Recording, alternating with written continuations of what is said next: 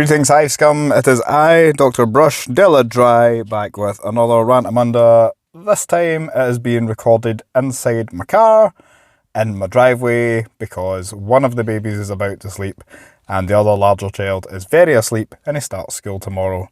So, here we are. If the audio quality is weird, let me know. And if it's really good, then apparently I just do these in my car from now on. So, there was a couple of things that I wanted to touch on before I get into like the rules side of things. So this episode is going to be more about the new core rulebook. And yeah, it was a nightmare to get hold of, and it now seems to be completely sold out everywhere, which is, yeah, it's not great. It's not great. Let me know if you got yours, or if you're one of the many Necromunda players that is now scouring the internet for a PDF somewhere. It's, yeah, hard copy is gone, sold out, that's it. It might, I don't know whether they'll even print more. That's just in the UK, never mind anywhere else in the world. I've heard it's been a nightmare in America, and as ever, like Australia, New Zealand, anywhere else, it's just, yeah, bit of a car crash. And in fairness to Games Workshop, they have had supply chain supply chain problems and logistic problems. However, you forecast things months in advance and then you get them sorted months in advance before release. So, yeah, here we are. Hence the thumbnail of Mer Gad Berks. 10 points if you're old enough to remember the meme and it didn't need explaining to you, much like my missus, who's not even that much younger than me, but apparently I am now of a vintage, as that is a vintage meme, but it seems like yesterday. Also, weird thing, see when someone says 20 years ago to you, what year do you think of? Me, I think of like 1980. 1980 sounds like 20 years ago. Turns out, 2003. Yeah, let that sink in for a bit. Anyway, so back onto the point of where I was going with all of this. Get your pre-orders in and you'll get your book and everything's awesome. And again, in fairness, the digital version's still there, but I don't like reading PDF books. So yeah, there's that. You can still get the PDF, but if you want the hard copy, it's gone. Is this somewhat strategic fear of missing out marketing that Games Workshop seem to really like to enjoy? Of, yeah, get your pre-order in, everybody will get a copy, oh, it'll be great, it'll be fine, there's loads, there's enough to go around, and it's gone.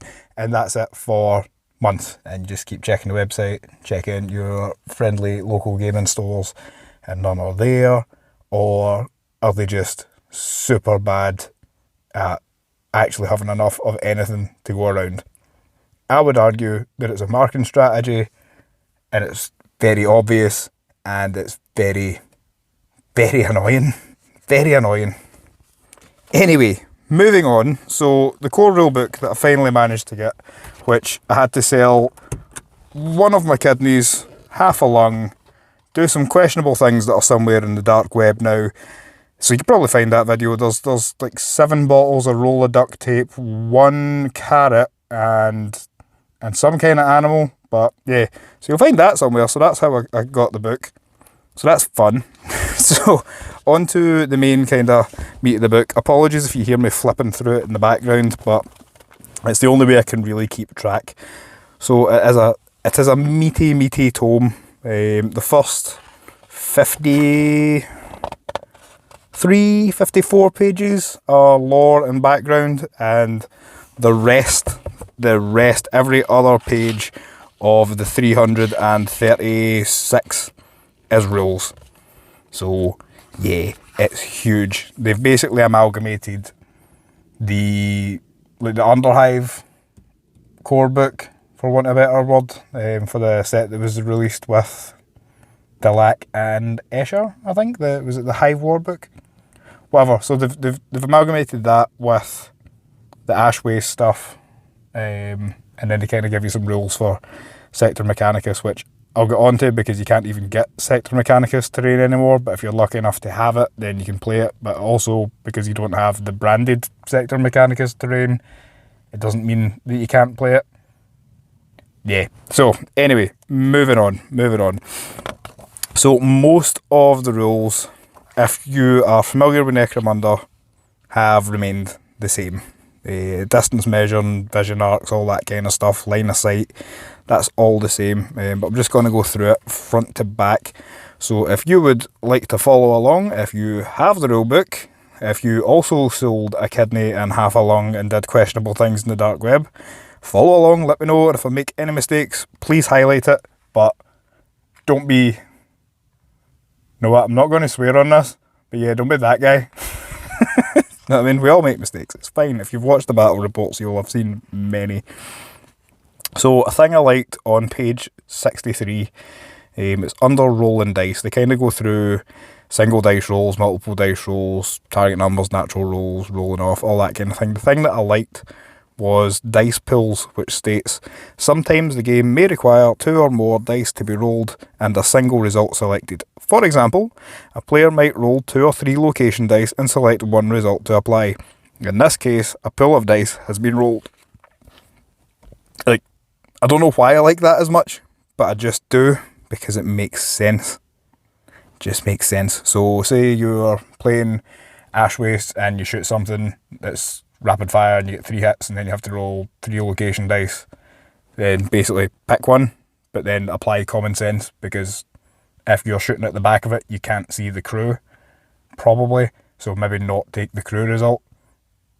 But just, it's your game. Do what you want. Do what you want. But anyway, I quite like that. So there is sections on fighter status, which hasn't really changed too much. Yeah, there's not really anything drastic jumping out at that. The vehicle status stuff hasn't changed.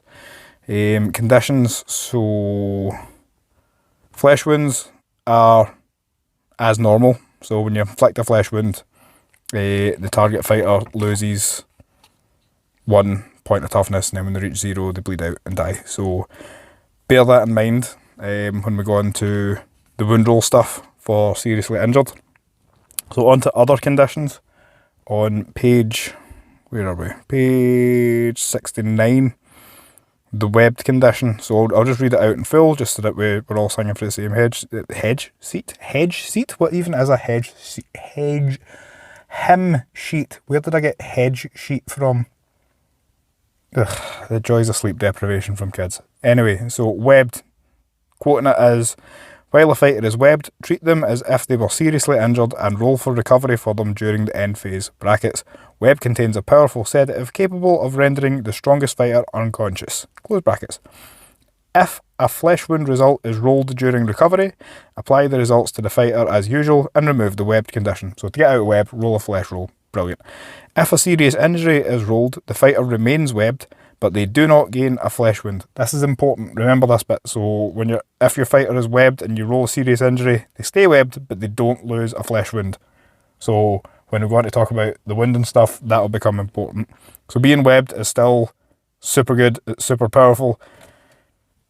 But in theory, if you are relatively lucky and roll a bunch of serious injuries, you might be okay.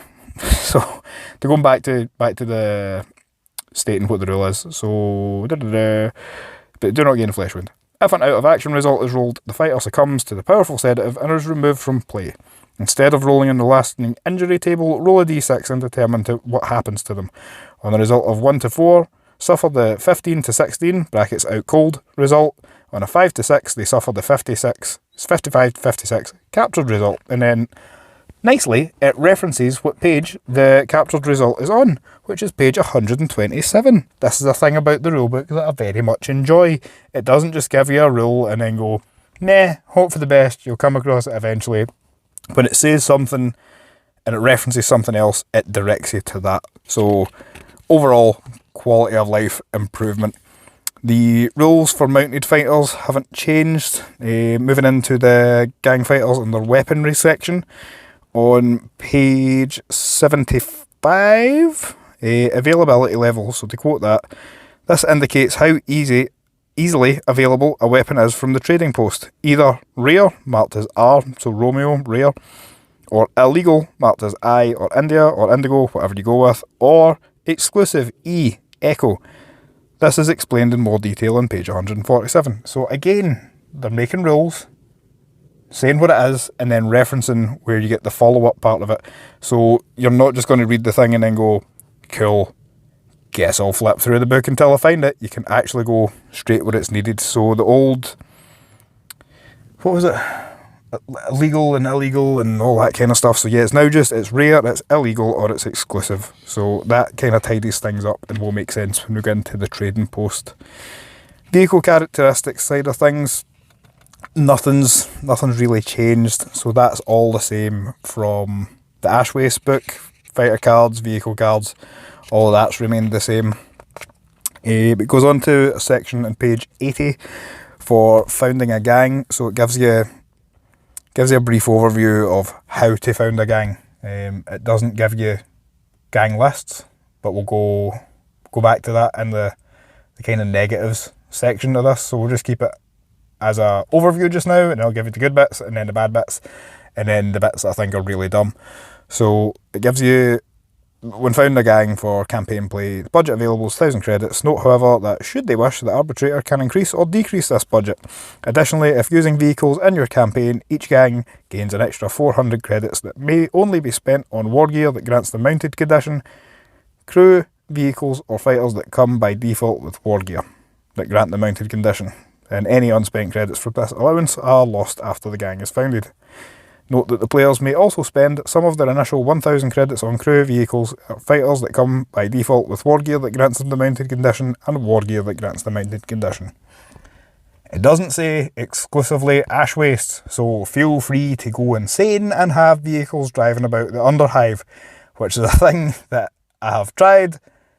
It's difficult, very difficult, but it can be done, and it makes for some just really scenic, just cinematic, horrendous nonsense. It's good if you have fighters with the mounted condition, so like your Escher Cuttles, or if you have gangers on Wasteland dirt bikes. I think they're like 50 credits and they up the movement characteristic and the fighter gains the mounted condition. So make a all-lot gang, all on motorbikes, driving around the Underhive, causing problems.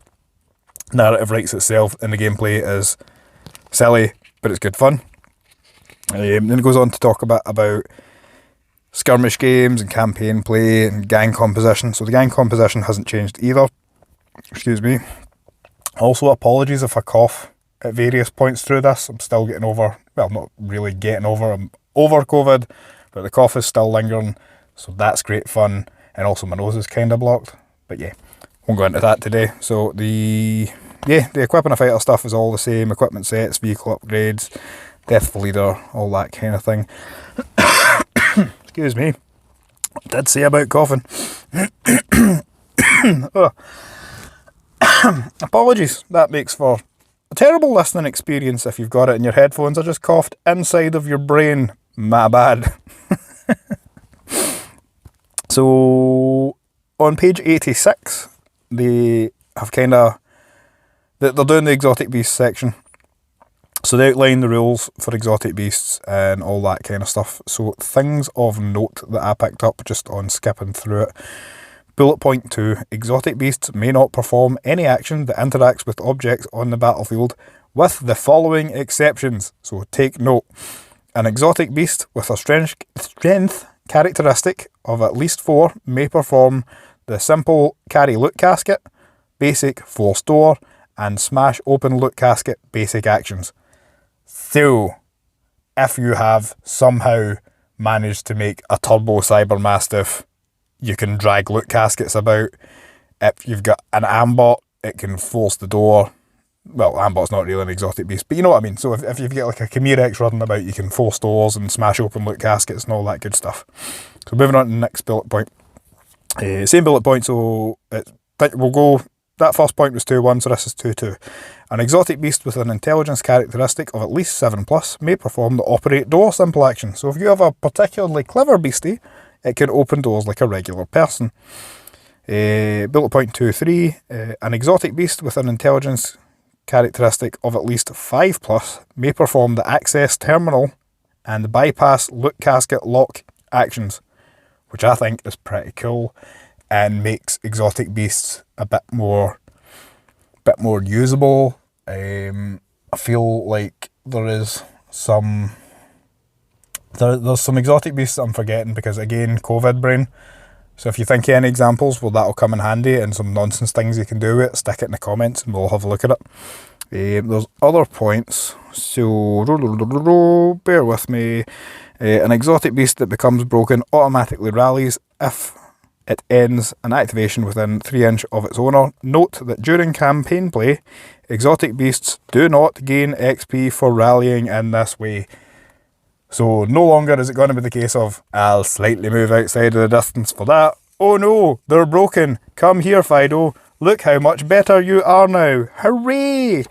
So that codifies that and eliminates the gaminess of that, for want of a better word. So yeah, previously it's been house ruled and stuff, but it's definitely a good quality of life improvement. They have rules on page 90 for creating a Skirmish Gang, recommended between 1,250 and 2,000 credits. They also list suggested skills to dole out, or like depending on the credit level, additional skills that you can dole out to gangers and all that kind of stuff. So I'll go over that just now. If you're following along at home, it's on page 91 under model attributes, under additional skills in the creating a Skirmish Gang section. So in skirmish battles, it's a good idea to allow certain fighters to start with some free additional skills, as well as the free starting skills given to the leader and any champions. This works well with the increased credits players have to found a gang and access to rare trade items and hanger-on to create the feel of an established veteran gang that can be used in a standalone battle. There are many ways to do this, and players should feel free to experiment, but as a general rule, it is recommended that gangs be allowed to choose a number of additional free skills as follows based on the credits value of the gang. And then it gives a list. So, up to 1,300 credits, 5 primary skills, 1,301 to 1,500 credits, 6 primary skills, 1,501 specifically credits and above, 5 primary skills and 1 secondary skill. And it goes on to say, skills should be distributed amongst leaders, champions, prospects and juvs. Skills may also be allocated to gangers or crew who are nominated as specialists. So if you want to give it to a ganger or a crew member, you need to have the specialist, so you need to do that at creation. Number of specialists included should be decided beforehand by the players.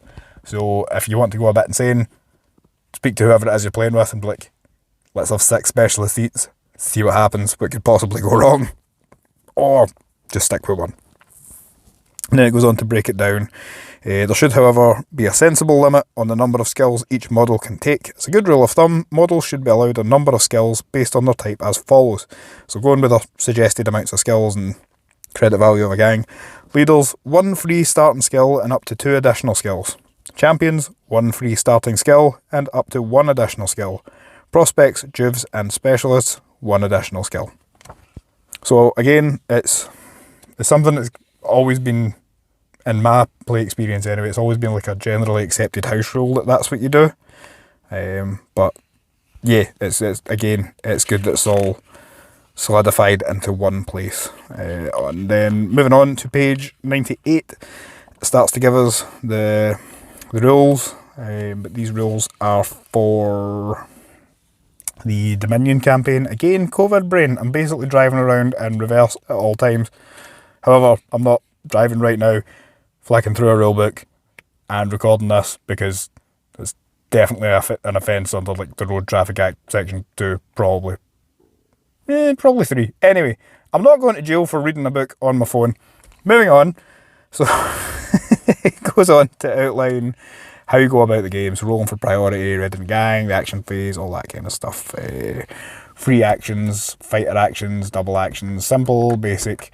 So again, it's all stuff that if you currently play the game, you'll be familiar with. And I know I keep making that point, but let me come back to it because it's relevant for this entire rulebook. So there's no kind of wild changes to any of the actions. Vehicle actions, vehicle statuses, if they're stationary or if they're mobile, so there's no great changes to that. Same with movement, vehicle impacts, all that kind of thing. Nothing too bonkers jumping out, which is good.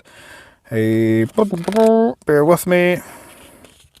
So we are now on page 114. and it gives you a look at tables. So it gives you a look at kind of setups for under Hive terrain, and then it goes into the shooting phase and stray shots and all that good stuff.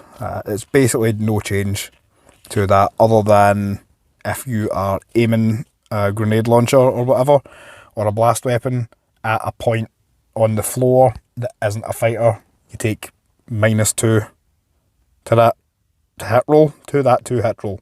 There's a comma in there, so you take -2 to that 2 hit roll, but that can be fairly easily negated with sights and the aim action, so it's not going to be overly horrendous. But yeah, just keep it in mind for games that you're playing now on. Again, it's been house ruled a lot for a bunch of different play groups, and it's generally accepted that that is a nice thing to do, but it's now again in one place. So on to the interesting bit, resolving hits on page 124, injury dice. So out of action is no different. You go out of action, that's it, they're immediately removed from play and will take no further part in the battle.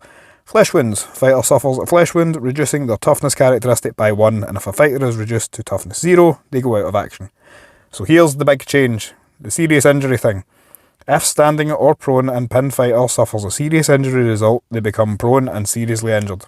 Okay, so if you're already prone and you get seriously injured, you're seriously injured and you stay prone. If you're standing, you get seriously injured, you go, oh no, you go prone. So if they suffer more than 1 serious injury result, each additional result after the first causes them to suffer a flesh wound.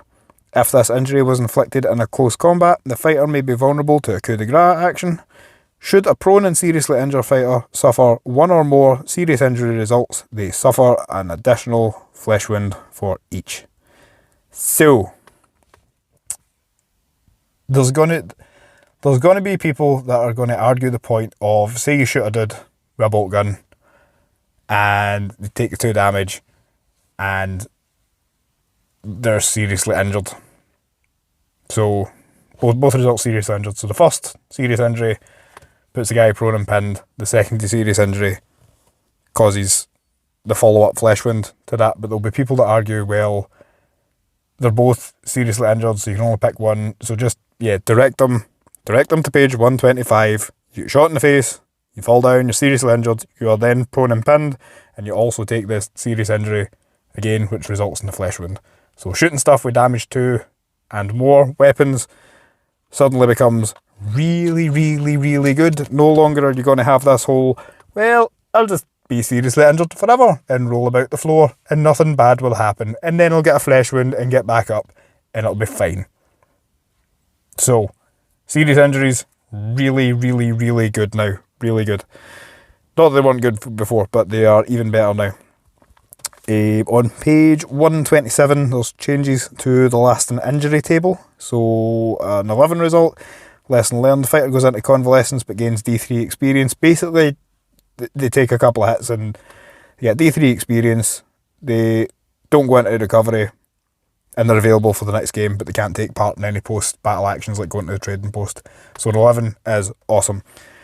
12 is impressive scars. The fighter gains a set of impressive scars as testament to their bravery and increases the fighter's cool by 1. The bonus only applies once and treat all further results as out cold. So that's quite nice, improving your cool for getting some scars. Nice narrative, I like it. Result 13, horrid scars. The fighter has been horrifically disfigured, leaving them with fearsome visage. The fighter gains the fearsome skill. If they already have the fearsome skill, treat the result as out cold. So again, nice and narrative. Number 14, this is where it gets a bit weird. If you get a regular playgroup, it makes sense.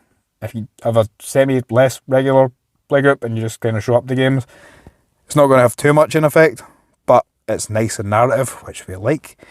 Bitter enmity. Bitter enmity. Try and say that fast. Bitter enmity. Enmity. The fighter bears a bitter grudge against the gang that inflicted this injury. While fighting a battle against the gang that inflicted this injury, the fighter gains the Berserker skill. If they already have the Berserker skill or roll this result a second time, treat it as out cold.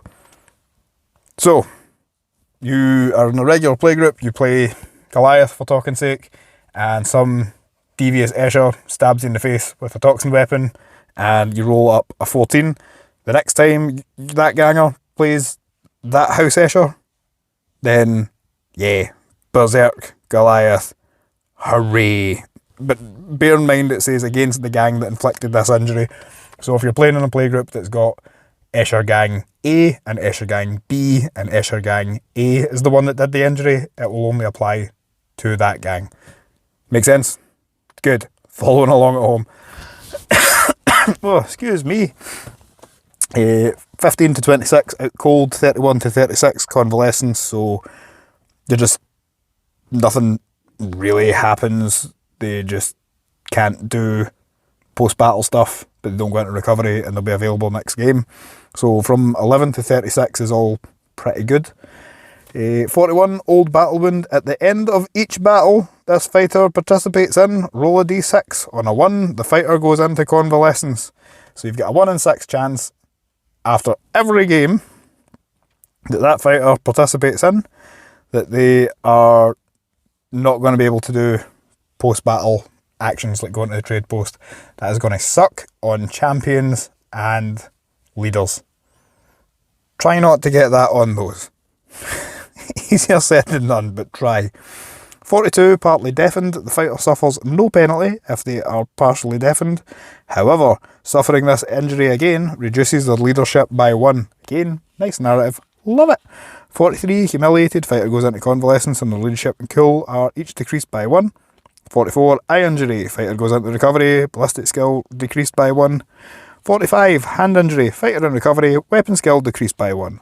46, hobbled. Fighter goes into recovery. Movement skill decreased by 1. 51, spinal injury. Fighter goes into recovery.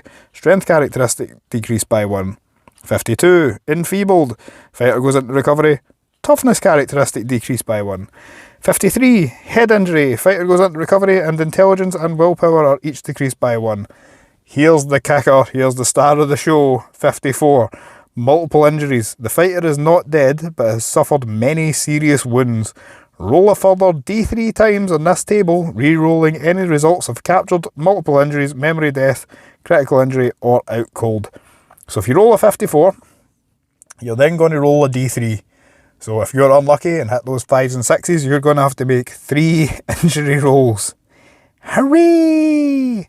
However, it does protect you from getting captured, or getting multiple injuries again, or the memorable death, or out cold, or a critical injury. So it's not as bad as it could be, but it's also not very good. Moving on to 55 to 56, captured. The fighter might get captured, and again the thing they're doing in this book that I love, see page 142. No longer is it a rule and hope for the best. 61 to 65, critical injury. Fighter is in a critical condition. If their injuries are not successfully treated by a visit to the doc, see medical escort, page 145 of the post-battle sequence, they will die. Number 66, memorable death. The fighter is killed instantly. Not even the most talented doc can save them. If this injury was caused by an attack action, the attacker gains 1 additional XP. And again, XP has changed, but we'll get on to that when we get on to it. So, if... oh, excuse me. If you're playing along at home, feel free to take a drink every time I cough. We'll see how long into this episode you make it. So, we'll get on to experience when we get on to it. So, wound rolls, all that kind of stuff is all the same. Then we go on to damage tables for crew, lasting damage, loss of control tests, vehicles rolling into the end phase. Nothing much really changed in terms of latest additions. Voluntarily fleeing the battlefield. Again, nothing overly changed there. So yeah, there's, in terms of like the actual functional core game, there's nothing that you're going to be like, huh, that's really weird. But it is a changed game.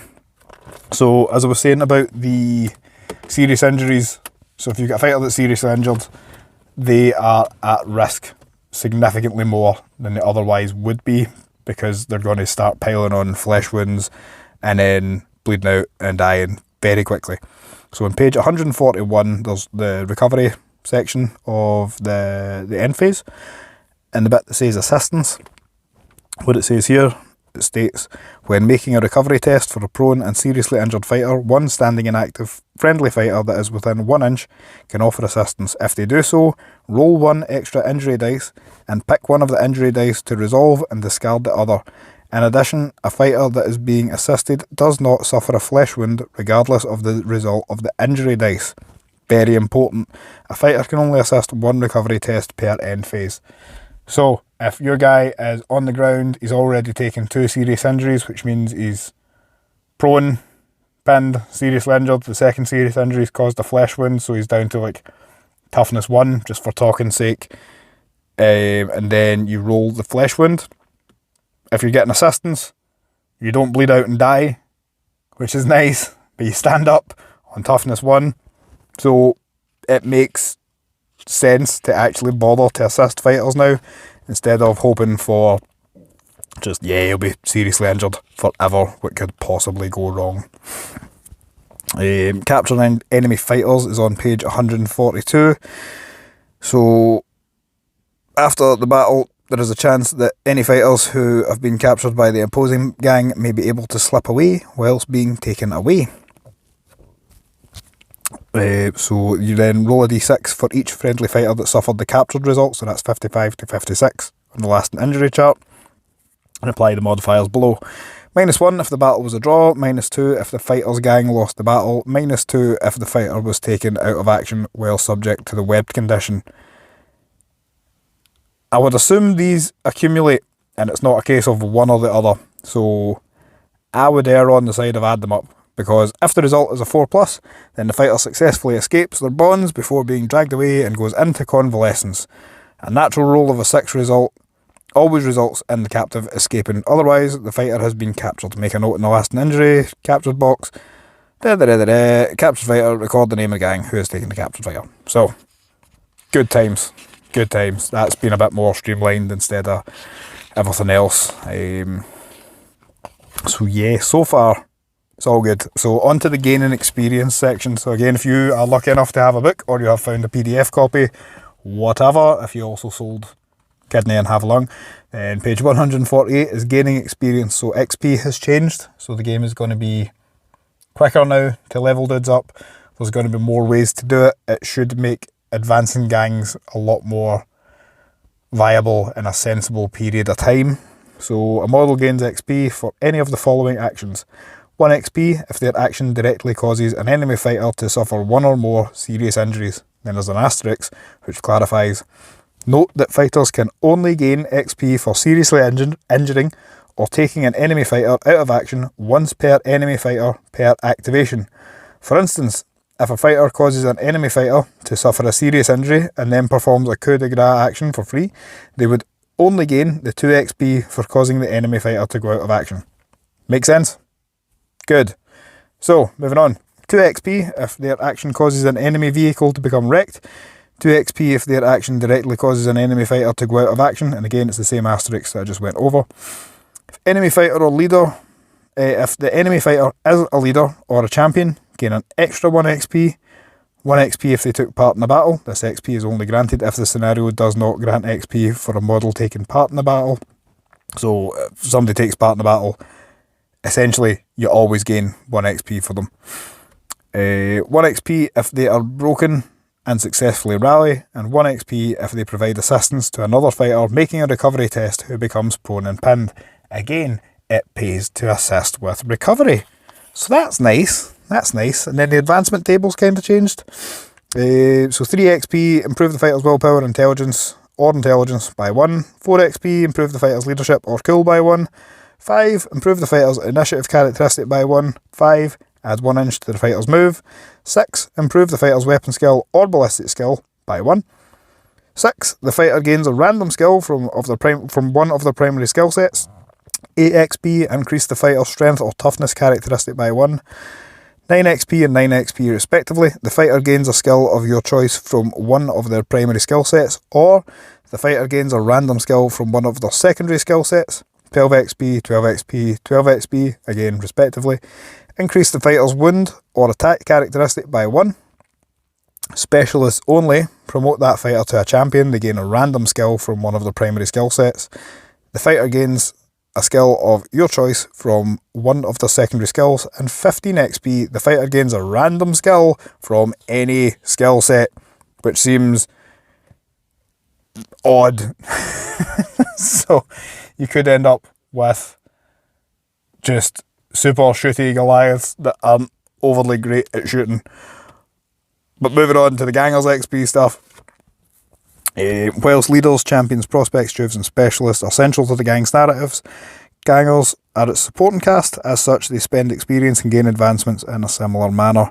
If, during the post-battle sequence, a Ganger has 6 XP or more, the controlling player must roll 2d6 on the table below, and then update the Ganger's fighter and their cost accordingly before finally reducing the XP by 6. So, roll 2d6, and then the result of 2. Fighter becomes a specialist, gains a random skill from one of the primary skill sets. 3 to 4, improve the fighter's weapon skill or ballistic skill by 1. 5 to 6, increase the fighter's strength or toughness characteristic by 1. 7, add either 1 inch to the fighter's movement characteristic or increase their initiative by 1. And 8 to 9, improve the fighter's willpower or intelligence characteristic by 1. 10 to 11, improve the fighter's leadership or cool characteristic by 1. And 12, the fighter becomes a specialist and gains a random skill from one of their primary skill sets. So that's experience. So as I said earlier on, there is changes to experience. It does make the game quicker to progress, which is nice. So no longer is it going to be a case of having to slog forever to get your fighters to level up. And there's experience for things that you didn't get before, which is good. The campaign that comes with this book is the Dominion campaign. So it's if you're familiar with the Dominion campaign, no real change. If you're not familiar with it, it's a good way to get your head round playing Necromunda. It's a good thing to get started with. It's nice for bigger playgroups, and then they go on to describe different ways. If you've played Dominion until your eyes have leaked out your skull, they go on to describe different ways of how to go about it, but I'll cover that when we get to it. They have a section on battlefield setup on page 185 that's saying for Underhive battles, anything between 3x3 and 4x4 battlefield is ideal, although larger and smaller battlefields are also possible, which is nice. They make mention of tunnel warfare, so when creating an Underhive battlefield, the default is that ceiling height is high above the ground, and so walls can be climbed up. Stairs and ladders used as well. However, if both players agree, the claustrophobic confines of tunnel battles can be recreated by stating that the ceiling is at the height of one wall section, meaning walls cannot be climbed over and stairs and ladders cannot be used. So that opens up some interesting possibilities, which is nice. A bit of tunnel warfare, always good. Then go into a nice sort of terrain showcase and scenario rules. It covers home turf advantage, all that kind of stuff that you'll already be familiar with. Some of the rules changes that I quite enjoy. Right, take a shot, play along. So on page 192, under the sneak attack stuff for scenarios, they've changed sentries. So sentries are deployed as described in the scenarios. Sentries never gain ready markers before the alarm is raised. So the rules for them have changed. If you've played scenarios with sentries, you know they can be super frustrating, and if you get a bad run of it, your dude's just staring into a corner as their friends get murdered and their gang stronghold gets raided. So the updated rules are: when it is the defender's turn to activate a model, they select a sentry. Note that a sentry can be activated several times in the same turn, and make a leadership test for them. If the test is passed, then the sentry activates. If the test is failed, then the attacker selects a sentry, and that sentry is activated instead. So if you get 3 sentries and you fail your leadership test, the person you're playing gets to pick what one they activate. When a sentry is activated, the defender may make a single move action. So again, this is off the leadership stuff, so it should make it less terrible now. So when a sentry is activated, the defender may make a single move action with them. Sentries may open or close a door within 1 inch before or after making their move action. Once the attacker has activated the last model, the defender activates one more sentry, and then the activation phase ends. So I feel like that makes scenarios with sentries not terrible now. Not that they were unplayable, it's just it went on for ages and was really annoying. So spotting attackers, after a sentry is moved, there is a chance they may spot nearby attackers and raise the alarm. If there is an enemy model within 3 inch of that sentry's vision arc, roll a d6 and apply the following modifiers. So if the attacker was within 3 inch, it's +2. Attackers in the open, +1. Attackers in partial cover, -1. Attacker in full cover, -2. Attacker is out of line of sight, -3. If the result is a 4+, then the sentry has spotted the attacker and may make a free shoot action. Woohoo! Free shooting! With them as the target. If a sentry is engaged by an attacker or hit by a shooting attack, they automatically spot the attacker and may make reaction attacks instead. Good times. The alarm is raised if a sentry has spotted an attacker fires a ranged weapon without the silent trait. So even if your opponent shoots and it misses, the alarm is still raised, which again makes things less terrible. An attacker fires a ranged weapon with the silent trait and the defender rolls a 4+, so again having silenced weapons is no guarantee, and a sentry is hit by a shooting attack. So any of those conditions, the alarm is automatically raised at the start of the end phase of the 3rd round. So again, you're not going to be playing a sentry game for the entire game where you can't actually do anything and you just hope for the best. Hooray. Good times. Pitch black, invisibility X conditions, so they have excuse me, again, another shot, go for it, let me know. How many shots in are you? Did you go back to start again? Because that seems dangerous. But let me know, if you're still sober at this point, good effort. So under Hive battles, pitch black. So they have essentially changed it to a d6. If both players wish to use the pitch black rules, roll on the table below after setting up the battlefield, but before choosing deployment areas or deploying any fighters. So d6 results. So on a 1, full night cycle, visibility 3 inch rule is in effect. So you can only see like 3 inches.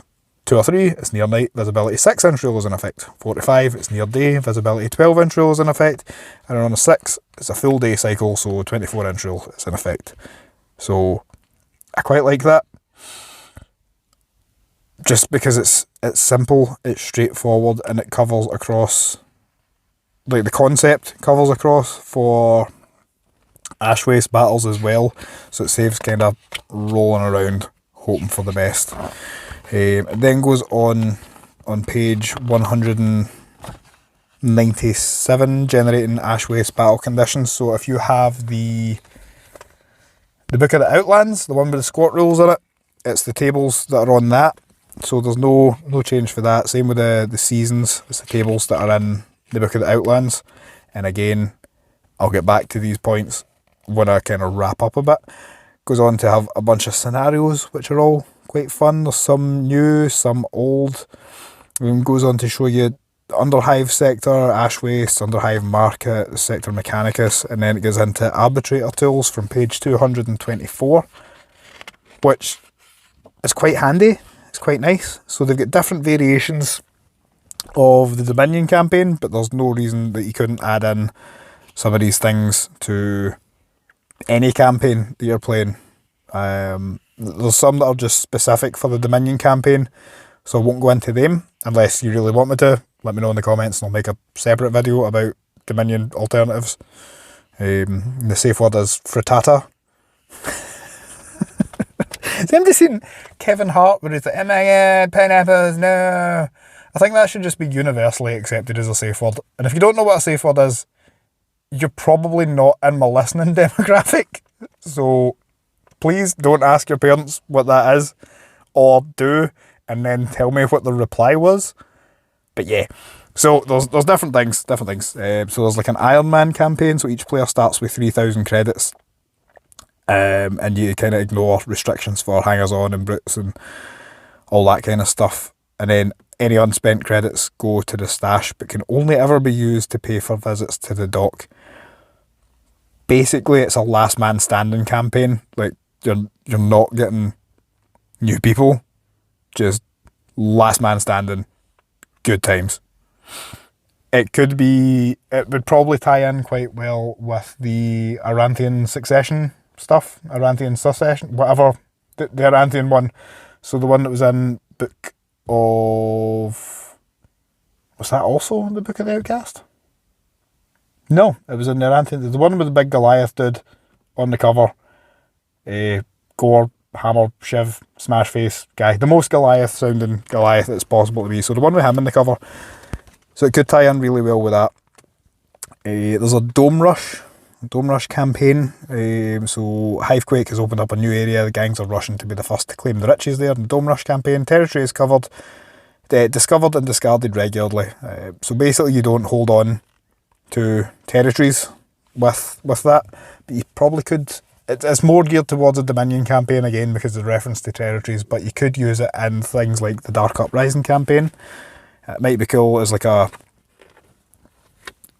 as just an add-on to the Dark Uprising campaign. Say after the chaosy incursion stuff happens after the downtime, and then make it the Dome Rush rules. If that makes sense. Again, if you want me to go into any more depth of these, let me know. I'll make a whole other thing. Hive Impiles, which is map based. So if you have the Ash Wastes rulebook, you'll be familiar with you'll see the map on it with the road sections. So it's kind of like that. Like, remember really old school 40k, like 3rd and 4th edition, and was it the Eye of Terror campaign? Was that 5th? Anyway, whenever that was, the Eye of Terror campaign, I'm sure was like an interstellar map-based thing.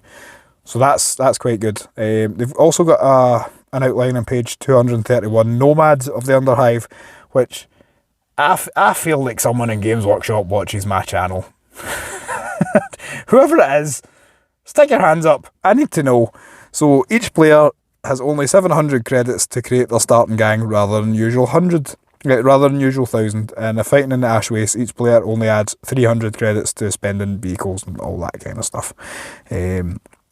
So I was like, that's odd. And then there's like a Hellmar's War. Sometimes inter-house warfare becomes so widespread that it disrupts hive production levels, and Lord Hellmar orders a gang purge. In a Hellmar's War campaign, the gangs are divided into two sides and war is declared. These divisions can be based on almost anything from outlaws versus lawmen to heretics versus servants of the Ministorum, but only one side can emerge victorious from the bloodshed. So I think they're doing that as like a spin-off from the Arantian secession, however you pronounce it, side of things. But again, there's loads of different options in here, and they don't just have to be for the Dominion campaign. But if you want more information on them, because I'm very aware that this video has ranted on for now 48 or so minutes, and I'm slowly sweating to death in a car at like 10:15 in suburbia, and people are walking the dogs, and I'm just rambling about Necromunda, hoping for the best. But anyway, so they go on to offer rules for gang tactics and all that kind of stuff, and then optional special rules. This is all madness, and it's all kind of old Necromunda stuff, I think. So you can make Necromunda bonkers again. So exploding weapons. So these are all optional rules you can add in. You can add in some, you can add in all. So exploding weapons. The majority of weapons found in the Underhive are of relatively low quality, and very few indeed are well maintained by their owners. It's hardly surprising that malfunctions, like my voice, happen often. These rules make all weapons, all of them, every one of them, unreliable and dangerous to use. If a natural 1 is rolled when making an ammo test, in addition to the fighter's weapon being out of ammo, the fighter must immediately roll a d6. On a 2+, nothing happens. On a natural 1, the weapon explodes, and when a weapon explodes, it's destroyed and is removed from the fighter's card. In addition to not having that weapon anymore, the fighter immediately suffers a hit from the destroyed weapon, and if the weapon has multiple profiles for different ammo types or firing modes, the hit is based upon the profile being used to fire the weapon. So if you have fired a plasma cannon from your super duper ultra Vansal leader guy and you screw up the ammo test, congratulations, you're definitely dead now, and no one else is getting to pick up that cannon. I like it. Tell me more. I want exploding knives and exploding chems. Yeah, just more explosions. More explosions. So, unreliable weapons, they give you a wee blurb, and then at the arbitrator's discretion, mastercrafted weapons may be exempt from this rule, replacing the normal mastercrafted trait with the ability to ignore this rule and roll the firepower dice when making the hit as normal. So, unreliable weapons, basically, there is the chance of running out of ammo.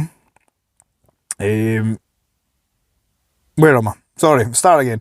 Unreliable weapons rule factors the chance of running out of ammo into the hit roll itself, removing the need to roll the firepower dice unless the weapon has the rapid fire trait. If this rule is in use in a campaign, it should be applied to each and every ranged weapon. Enjoy that, squats. At the arbitrator's discretion, mastercrafted weapons may be exempt from this rule, replacing the normal mastercrafted trait with the ability to ignore this rule and roll on the firepower dice when making the hit roll as normal. So it's just kind of slightly changing mechanics, but not in a bonkers way. But when making a hit roll with a ranged weapon, only roll the firepower dice if the weapon is the rapid fire weapons trait. So if it's when rolling the firepower dice, the ammo symbol is ignored. Instead, if a natural 6 is rolled when making a hit roll with any ranged weapon, the ammo test must be made immediately. If firing a weapon that does not need to roll to hit, for example a weapon with a template, then after resolving the weapon's attack, roll a d6. On a 6, the ammo test must be made immediately. So, excuse me, COVID face. So it makes everything a pain in the hoop to shoot, which is great. So hail of bullets is another rule. Again, you can add in all of these, you can add in none of them, you can pick what you like. Hail of bullets rule is designed to work in conjunction with the unreliable weapons rule, so the one I've just went over. When making a hit roll for a weapon that has the rapid fire trait, the player can choose to fire a single shot or a sustained burst. So again, some playgroups just do this anyway, so when you roll the rapid fire and you get 3 hits, you get 3 hits. Or you can say, yeah, I'm just shooting it on single, and then you just roll the ammo dice to see if it runs out. Sorry. Roll the rapid fire dice, firepower dice, whatever we're calling it, just to see if it runs out of ammo. Anyway, I digress. Moving on. If they choose a single shot, fire the weapon as normal, but do not roll the firepower dice, the weapon will only fire once. If they choose to fire a sustained burst, roll a number of firepower dice equal to the rapid fire trait of the weapon. So if it's rapid fire 1, roll 1 firepower dice. If it's rapid fire 2, roll 2. Each bullet hole rolled in the dice is a separate shot, and a hit roll should be made for each. Take another shot. So, say you've got a rapid fire 2 weapon, you roll both firepower dice, you get 6 shots. You're going to need to make 6 hit rolls. But point 3 is shots can be distributed as described in the rules for distributing hits with rapid fire weapons. In this case, make a hit roll for each individually, working out modifiers for each target. So it makes an already granular game even more granular. And if that's what you like, go for it. Just go for it. So basically, you roll the rapid fire dice and you get 6 hits, cool, but you're going to need to roll those hits individually, and you don't have to send all 6 into the one target. Like based on the normal rapid fire rules, if it's in whatever distance it is, you can spread it out over other ones. So you might choose to plug a target that's in the open 3 times, and then one that's partially covered once, and one that's full covered once, and all that kind of stuff. So it's good. It's good. The other rule that is insane, it's just insane, is wild grenades and shells. It's an optional rule which will make grenades and all blast weapons less accurate, because that's what we need, as well as more dangerous to use. When making a ranged attack, a weapon with the blast X trait, choose a target point as normal, but do not make a hit roll. Instead, roll the scatter dice and d6. If a hit is scored in the scatter dice, leave the blast marker where it is and work out the effects of the attack as normal. If an arrow is rolled in the scatter dice, move the blast marker a number of inches in the direction indicated equal to the d6 plus the fighter's ballistic skill, i.e. if a fighter has a BS of 4+, you would add 4" onto whatever the scatter distance is on the d6. Enjoy that. If a hit and a 1 and the d6 is rolled, something has gone wrong. Roll in the table below. Yeah. This is where it gets a bit bonkers. Take another shot. 1 grenade goes off in the thrower's hand and a shell explodes, the weapon's breach, blah blah blah. Place the blast marker directly over the fighter and work out damage as normal. So, cool. Number 2. Grenade throw goes wild or the shell spins out of control as it leaves the weapons. The projectile travels 2d6 in a random direction from the fighter and explodes. Number 3, the grenade travels 2d6 in a random direction from the fighter and explodes. A shell fired from a weapon travels d6 times d6 in a random direction from the fighter and explodes. So if you're playing wild grenades and shells, and you shoot... What counts as a shell? What are we saying is a shell? But either way, that's insane. That's insane. Yeah, just that'll travel 36 inches at worst. Best of luck. Everybody put your head down, don't die. Number 4, not only does the grenade throw go wild or the shell spin out of control as it leaves the weapon, but the projectile itself is faulty. The projectile travels 2d6 in a random direction from the fighter and lands. Mark the position of the projectile. From now on, at the start of each end phase, roll a d6, and on a 4+, that projectile explodes. So, say you have fired a grenade from a grenade launcher, and you roll as number 4, it goes and just kind of sits on the floor until it decides to explode, if it decides to explode. Good times. Number 4, grenade tumbles from the thrower's hand down a deep crack in the ground, or the shell spins upward and strikes the dome roof. There's a muffled explosion. The ground shakes ominously, or chunks start to fall from the roof until ruins. From now on, at the start of each end phase, both players roll a d6. If a player rolls a 1, then a randomly determined fighter from the crew has been hit by debris and takes a strength 3 AP- damage 1 hit. Because why would you not want more opportunities to get injured? On a 6, a grenade or shell drops to the floor in front of the fighter and fizzes ominously for a while, but little else happens. It's a dud. Yeah. Oh, take 2 shots. Oh, down it. Down whatever you're drinking. Try not to die.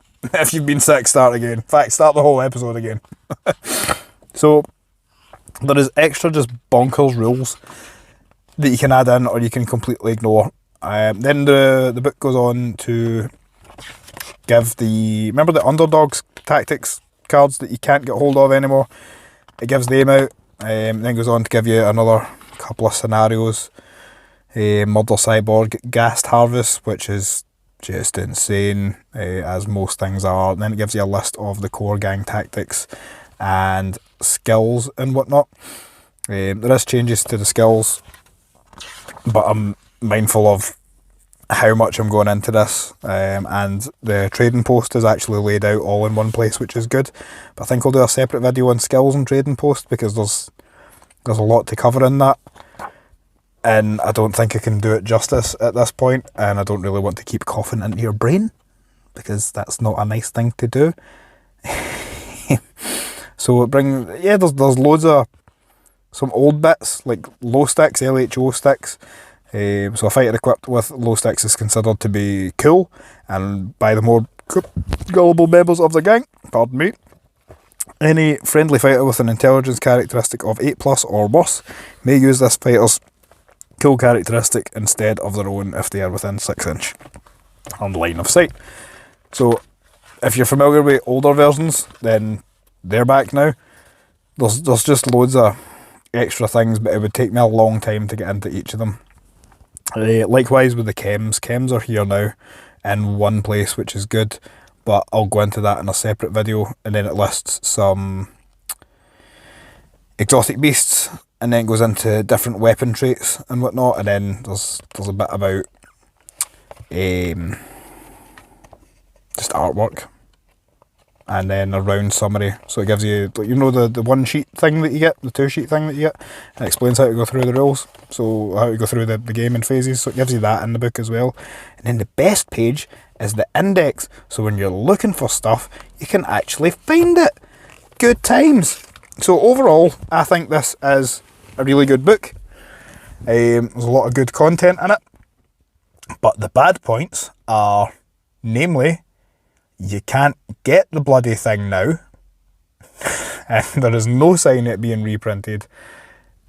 I mean, you can get the digital version, and if you're happy with digital books, great, I'm pleased for you, but I really like an actual book, particularly when I'm paying for it. I would like the actual book.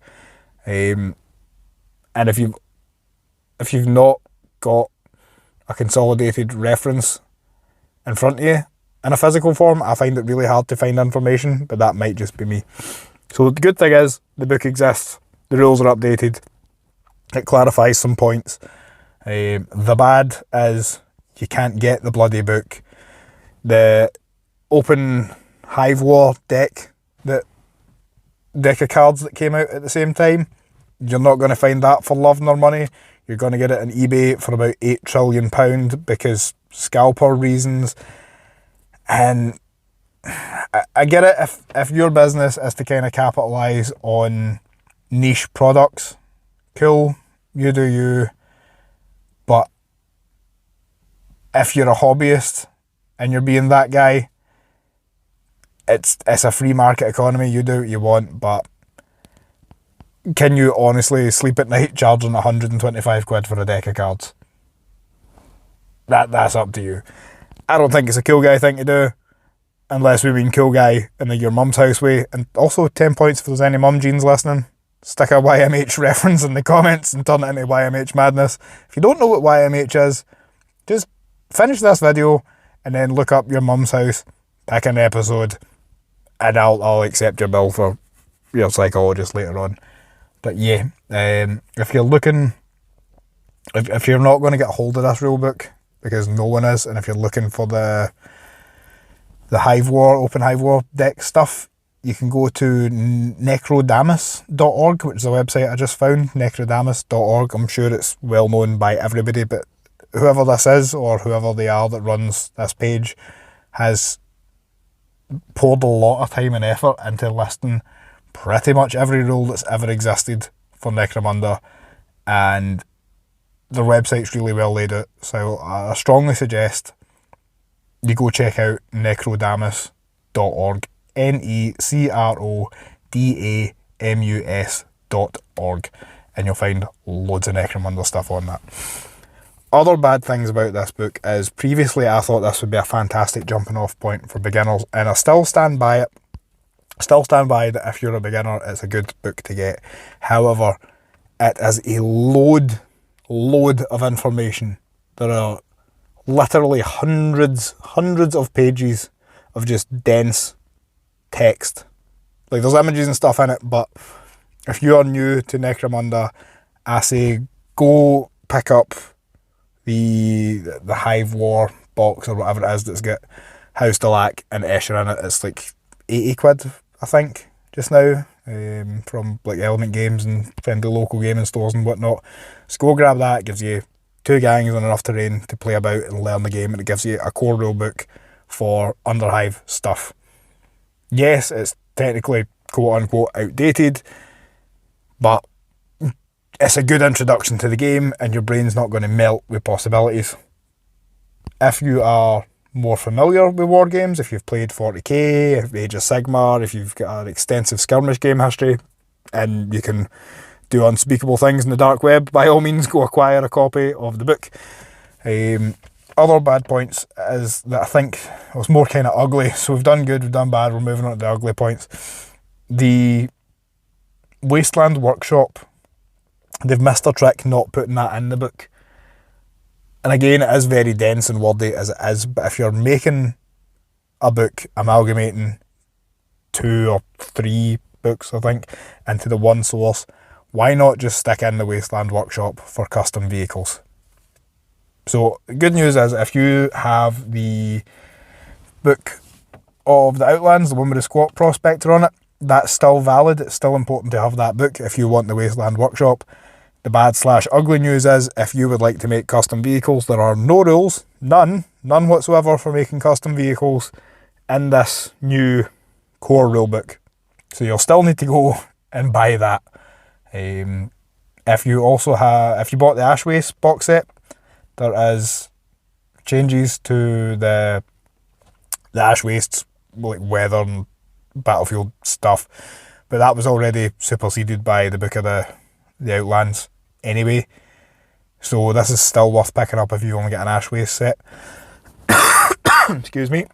But as I've mentioned, also take a shot, but as I've mentioned, you won't get the rules for custom vehicles, and if you want that, you're still going to need to go and spend the money on getting the book of the Outland, or whatever it is. Book of the Outcast. Book of the Outland. The one with the squat on it. So you're still going to need to buy that book if you want custom stuff, which is a tad annoying. And as I said, I think they missed a trick. So yeah, but overall, good book. Interesting rule changes. If there's anything you want to know specifically, stick it in the comments. I'll get back to you as soon as I can. In terms of games going forward for the channel, I think from game 3 of the Rise of Crawl, because I started filming it, and then the new book was announced, and I was like, oh, it'll be fine, I'll get that on like week 1 when it comes out, and here we are like a month or so later, and I've just got it. So, live and learn. But game 3, because I only partially filmed it, it's not fair to the honesty of the story to continue it. So I'm going to need to go and redo game 3, and I'm probably going to do it with the new rules, but at least that'll be a way that people can see the new rules. So, not the worst thing, but absolute pain in the hoop for me. And I'm also mindful that I've just done over an hour of essentially a wall of noise in a car as my children sleep. Oh dear.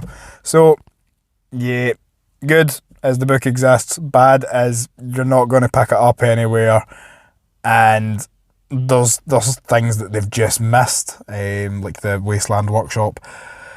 Ugly is not going to be the most accessible for people new to the game, I don't think, in my opinion, because it is a mountain of rules, and you're going to be better just buying one of the starter boxes. If you like outside Mad Maxy stuff, go get Ash Waste. If you like indoors stuff, then go get the Underhive thing with Dalak and Escher, and I would recommend that everybody starts indoors, because vehicles add a new element of complexity to the game. But yeah, as I say, anything you want me to go further into, let me know, stick it in the comments, and until next time, I will try and stay COVID free, and I'll see you then.